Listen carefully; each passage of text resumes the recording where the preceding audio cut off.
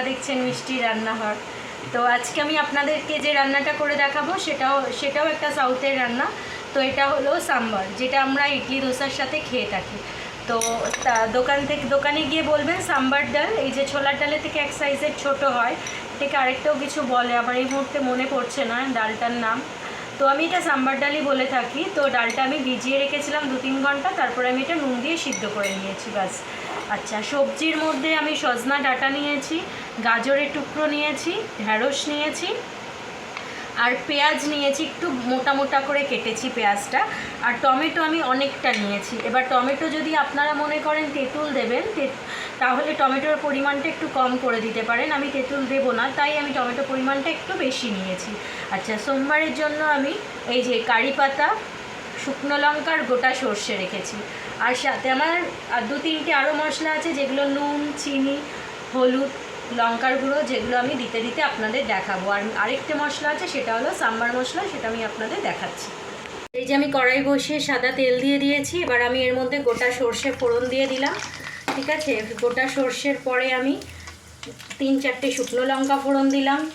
ফোড়ন দেওয়ার পরে আমি কিছুটা কারি পাতা দিয়ে দিলাম।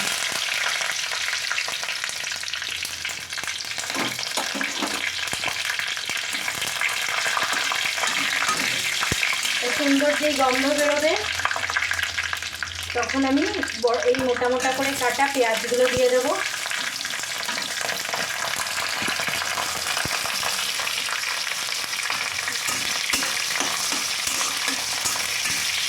দিয়ে এটা একটু ভাজবো। এই পেঁয়াজের সাথেই আমি গাজর আর ডাঁটাটা দিয়ে দেবো। এই যে গাজর আর ডাঁটা দিয়ে দিলাম। আপনারা এখানে লাউ ইউজ করতে পারেন। লাউ ভীষণ ঠান্ডা, শরীরের পক্ষে ভীষণ ভালো। আমার কাছে আজকে ছিল না, কিন্তু আপনারা এখানে লাউ দিতে পারেন। ঢ্যাঁড়সটা আমি একটু পরে দেবো, তার কারণ হচ্ছে ঢ্যাঁড়সটা তো নরম, তাড়াতাড়ি গলে যাবে। তো এর মধ্যে এবার আমি একটু পরিমাণ মতো নুন দিয়ে দিলাম। পরিমাণ মতো আমি হলুদ দিয়ে দেবো। দিয়ে এটাকে আমি একটু ভেজে নেব।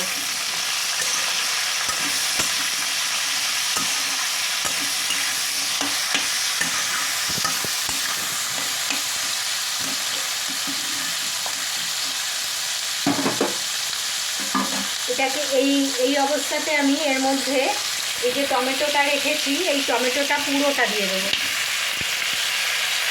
দিয়ে আমি এটাকে ভালো করে মিশিয়ে নেব। নিয়ে আমি এটাকে একদম গ্যাসের ফ্লেমটাকে কমিয়ে দিলাম।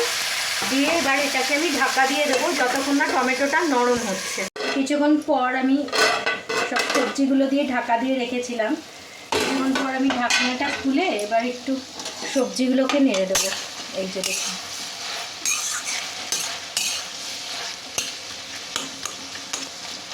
টমেটোগুলো নরম হয়ে গেছে। এবার এর মধ্যে আমি কিছু মশলা দেব। প্রথমেই দেবো আমি একটু চিনি দেব, একটু লঙ্কার গুঁড়ো দেব। এটা ঝাল আপনারা কতটা ঝাল খান সেই হিসাবে দেবেন।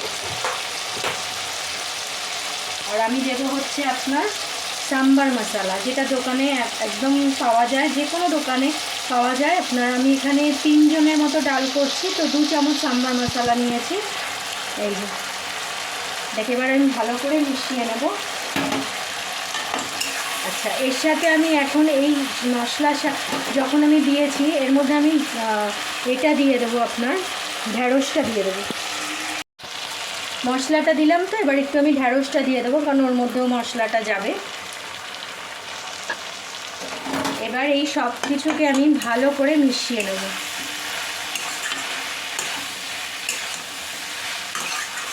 নুন মিষ্টিটা আপনারা একটু দেখে নেবেন, ঠিক আছে। কম বেশি হতেই পারে আমার দেয়াতে, আপনারা একটুখানি দেখে বুঝে দেবেন। আচ্ছা, এইভাবে আমি মশলাটা দিয়ে ভালো করে সবজিগুলোকে মিশিয়ে নিয়েছি। 2 মিনিটের মতো আমি এটাকে একটু ঢেকে রাখবো, যাতে সবজির সাথে মশলাটা ভালো করে মজে যায়। ভালো করে মশলার সাথে মিশিয়ে নিয়েছি। এবার আমার যে ডাল সিদ্ধটা ছিল সেটা আমি উপর দিয়ে ঢেলে দেবো। এবার এটা তো অনেকটা ঘন হয়েছে, এবার আপনারা কতটা পাতলা খাবেন সেই হিসাবে জলটা অ্যাড করবেন। তো আমরা একটু পাতলা খাই সাম্বার, তো আমি এর মধ্যে একটু জল অ্যাড করব। এই যে জল দিয়ে দিলাম এটা।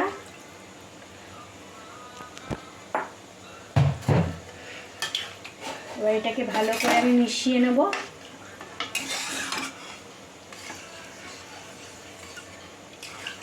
এবার এটাকে আমি ঢাকা দিয়ে দেবো, এটা একদম ভালো করে ফুটে যাবে, তারপর এটা নামিয়ে নেবো। ব্যাস, আমার আর এর মধ্যে আমার আর কিছু দেওয়া নেই। বন্ধুরা, আমার সাম্বারটা একদম রেডি হয়ে গেছে, কি সুন্দর ফুটছে।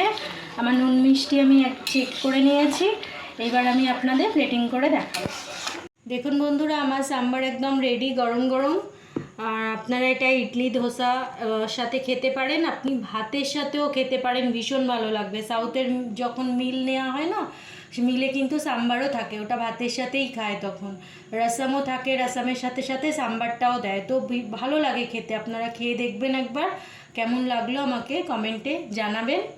আর আমার রান্নাঘর যদি আপনাদের ভালো লাগে তাহলে আমাকে সাবস্ক্রাইব করবেন, শেয়ার করবেন আর লাইক করবেন। শুভরাত্রি।